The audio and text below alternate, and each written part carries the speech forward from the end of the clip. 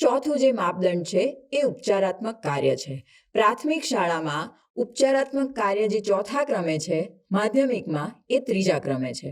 શિક્ષક મિત્રો, ઉપચારાત્મક કાર્યનો હેતુ સ્પષ્ટ રીતે સમજવો જરૂરી છે. જ્યારે એકમ કસોટી અને સામયિક કસોટીની ચકાસણી થઈ ગઈ છે, એકમ કસોટીની અંદર વિદ્યાર્થીઓ અધ્યયન નિષ્પત્તિને સિદ્ધ કરી શક્યા નથી, તો એ દર્શાવે છે કે એ અધ્યયન નિષ્પત્તિ જો સિદ્ધ નથી થઈ તો એ અંતર્ગત શિક્ષકે ફરીથી અધ્યાપન કરાવવું પડશે.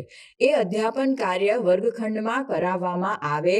વર્ગખંડની અંદર ફોર્મલ ટેસ્ટ, ફોર્મલ ઇવેલ્યુએશન, એક મૂલ્યાંકન, સામાન્ય મૂલ્યાંકન પ્રાપ્ત કરવામાં આવે, જેના પરથી લાગે કે હા, હવે આ વિદ્યાર્થીઓએ અધ્યયન નિષ્પત્તિ સિદ્ધ કરી લીધી છે. અને ત્યારબાદ પછી એક બીજી ટેસ્ટ લેવામાં આવે, જે ટેસ્ટનું પેપર, જે ટેસ્ટનો પ્રશ્ન જે અધ્યયન નિષ્પત્તિ સિદ્ધ નથી થઈ એ અધ્યયન નિષ્પત્તિ અંતર્ગત કાઢવામાં આવેલું હોય.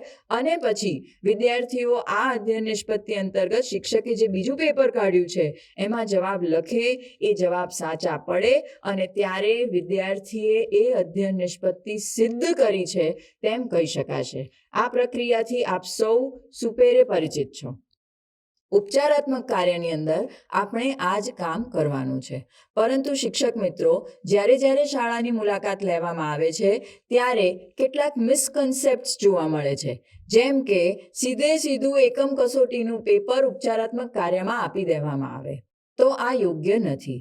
કારણ કે એકમ કસોટીની અંદર પૂછવામાં આવેલી તમામ અધ્યયન નિષ્પત્તિમાંથી કેટલીક અધ્યયન નિષ્પત્તિઓ બની શકે કે વિદ્યાર્થીએ અચીવ કરી લીધી છે, વિદ્યાર્થીને એ અંતર્ગત જવાબો સાચા પડ્યા છે, તો એ અધ્યયન નિષ્પત્તિ અંતર્ગત ફરીથી મૂલ્યાંકન કરવાની જરૂર નથી.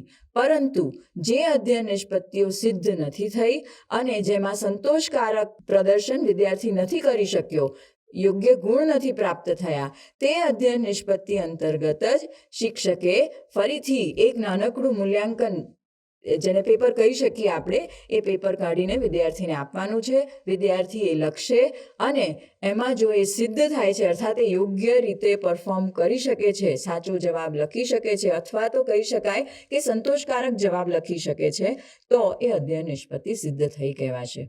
એટલે આ ઉપચારાત્મક કાર્ય છે. ઉપચારાત્મક કાર્યને લઈને આપણે થોડીક કાળજી રાખીશું તો આપણે ઉપચારાત્મક કાર્યના સંદર્ભમાં વધારે ગુણ પ્રાપ્ત કરી શકીશું અને જે દ્રઢીકરણ છે અથવા અધ્યયન નિષ્પત્તિઓ સિદ્ધ કરવાની જે પ્રક્રિયા છે એ સારી રીતે કરી શકીશું.